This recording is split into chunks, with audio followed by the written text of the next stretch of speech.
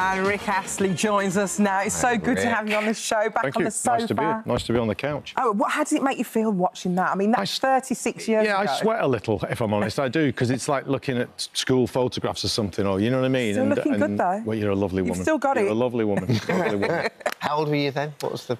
12. No, I was 21 when Never Gonna Give Up came out. So yeah, I recorded it when I was 20. Quite a lot to get your head around a 21-year-old, isn't it? I know, and also because that first song just kind of took off everywhere, I didn't really get a chance to take anything in. It was just doing its own thing, and I was chasing it around the world, you know. So. Well, that song has actually been re-recorded. Indeed. For what reasons are we re-recording? Well, I'm doing a campaign with Specsavers, and but it's not about specs; it's about hearing. And they got in touch and said, look, we want to make people aware of how that's all changed and the thing, and take away some of the stigma from wearing hearing aids. Some of my friends have hearing aids, and I kind of think we're in a new world where no one thinks twice about wearing glasses, as if that's a stigma thing. But, as, you know, you remember the old, when you were at school and you got the glasses that you were given at school, and it was all a bit. So I think they just want to move that forward. And obviously it really matters to me because I've spent my whole life relying on my ears to actually do all that nonsense, do you know what I mean? So and everyone I work with, you know what I mean? So it's a massive part of my life. So do you struggle with any hearing issues at all? Yeah, because of this, I actually went to have my ears checked. But I have noticed over the last few years, and we all have in-ears when we play live, and I've been turning them down over the past 4 or 5 years because I've noticed that it's been too loud. I've come off stage sometimes, I can feel it ringing. So anyway, so we re-recorded Never Gonna Give You Up with some very strange lyrics. And basically, it's lyrics that people have sent in to them saying, this is what we think it is, which I struggle with because obviously I've been singing that song for 30-odd years, so the lyrics are the lyrics, you know what I mean? But yeah, but it's been a fun adventure, to be honest, and I do now have hearing aids, and I'm just kind of getting on that journey of finding out when is good for me to use them.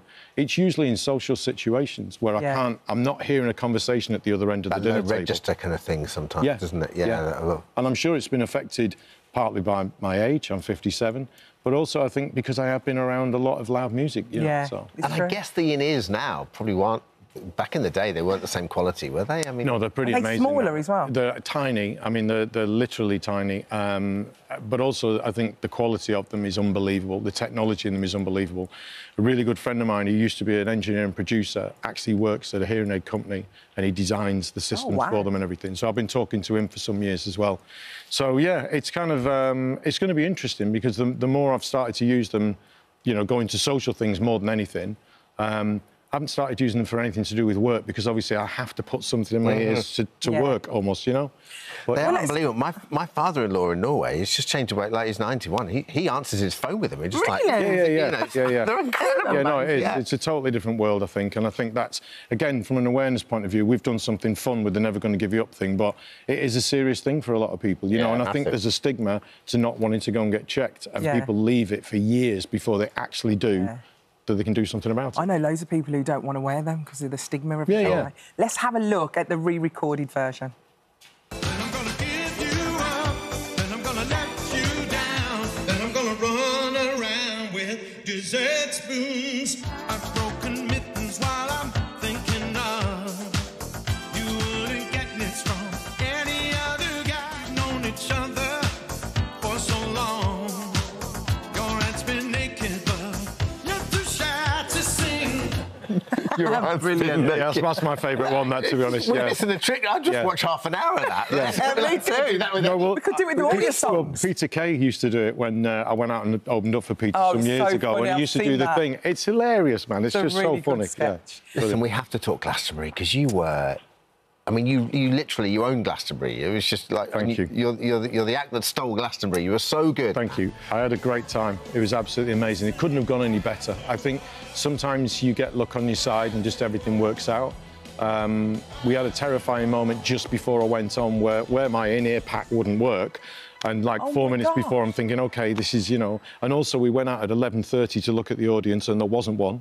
And then at 12 o'clock, it's just a sea of people, you know. People out. So why does no one turn up early? Because they're in the sleeping bag. Because they're still rolling out of bed, aren't they? Roll out of bed, and the first thing they see is the 12 o'clock slot. Yeah. And Rick came... I was lucky enough to be side of stage because I was working that day, Radio 2, and, you know, your pass gets you all around places. I would have been the first one there. I would have been literally waiting there. You would have walked out and remember like that. You were sensational. But it was such a lovely, feel-good moment, though? Like, everything from doing Harry's As It Was to doing was it Back to Black or Highway to Hell? We did Highway to Hell, yeah. Oh, you playing the drums? Yeah, I did on one tune, yeah. I mean, I was a drummer as a kid, and I kind of think, you know, I'm always still in love with getting on a drum kit. It's still one of the most satisfying things to do in the world, I think. I always love watching artists at Glastonbury look at the crowd, because that crowd is like, you're looking down and in your head you're probably thinking most of these people are going to be 40s and 50s, and then the first 10 rows are so young, they know all your words. Well, I went to see Texas.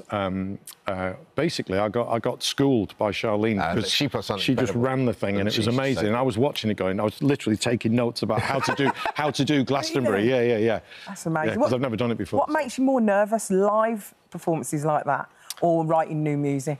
Well, obviously there's nerves in the live thing because things can go wrong. Yeah. And, you know, but I also think the thrill of doing live gigs has never left me. And whether it's like getting up in a pub with some friends because it just happens and takes off that way, or whether it's doing Glastonbury in front of 80,000 people, it's a different set of nerves, but it's still nerves. But I still love both sides. Rick, you've got it when it comes to live. Like you're stand-up funny, and you sort of like the craft and the art's there, and yet you don't take yourself seriously. Well, You're so comfortable. I try to sort of bridge that gap between those videos that we were watching a minute ago and what I'm doing today. So I dragged a hairdryer on stage with me. Funny, Alison. I mentioned to the crew, like, literally 10 minutes before we went on, I said, can I have a hairdryer? And they're all looking around at the PA and the lights and everything going, is that going to fuse that? No, we'll get him a clean feed. So they got me a hairdryer. So I did my quiff mid-song. It comes back and just does doing this. And I just, going crazy. because I just think embrace the kind of moment as it's a fun thing, you know, what a fun thing to get to do Glastonbury at my time. You did Smith covers as well with the Blossoms. Yeah, we did with Blossoms, which is amazing. Yeah, it was absolutely gorgeous. I loved doing that. Let's talk about this. Yeah, new record. Indeed, yeah. That photograph is from 1989. You know what? I was literally going to go, and who's that? Yeah, well, it's me in 1989, darling. Yeah, I couldn't get in those jeans anymore, but yeah. Are we there yet? Tell us about this. Well, I was in America for quite a few months last year touring, and we were on a bus, and we kept going to the front of the bus saying, are we there yet? It's like kids. And we did like 56 gigs all over. And then I also started thinking about my age, and at what point do you sort of say to yourself, OK, I've done what I wanted to do, because I have done a lot of things that I wanted to do. But I always think there is a horizon. There's always something to look forward to, and there's something new. I mean, look at the Stones, McCartney, all those guys who wrote the first page in the book. Yeah, so I kind of think it is about that. It's about where I am in life, and do I feel like I'm there? And I kind of think you're so happy at the moment. I am very happy. No I'm extremely lucky, you know, and that might come across as a bit cheesy, but I am lucky, you know, and I don't ever let myself forget it, you know. Nice. Should we have a look at the new single very quickly? Come on, let's have a look. You better be prepared to kneel. Never gonna turn it back. Never gonna change the facts. Can't stop this world from turning. The fire's already burning. Never gonna feel the same. Never gonna not the same. We gotta keep believing. Can't lose that human feeling. That is brilliant. What a great video. I mean, it looks like a lot of production went into that. Shot on a phone. No, I don't believe it. Yeah, shot on a phone. We had like an afternoon, and we just said, look, we just got to get something done. So my wife and I, we were in Denmark, and we ran off to the beach in the woods, and she shot it all and did this thing. What a great wife. And the crazy thing is, the next video is directed by Sir Simon Pegg. Oh, stop it. So, yes, which is like from one extreme to the other, because obviously he's a super talented guy. He's wrote an amazing treatment script for it. And we had an amazing couple of days shooting it. And but what he brings also is all that years of experience and talent. But he also brings his friends who work on massive movies. Yeah. And so it was just an amazing thing to do. So we've gone from iPhone to like the best crew in the world. It's like sort of like, once it's with your music, it's fantastic. Are we there yet? It's available to stream and download now. Thanks for coming. Thank you. Thanks for having me. Thank you.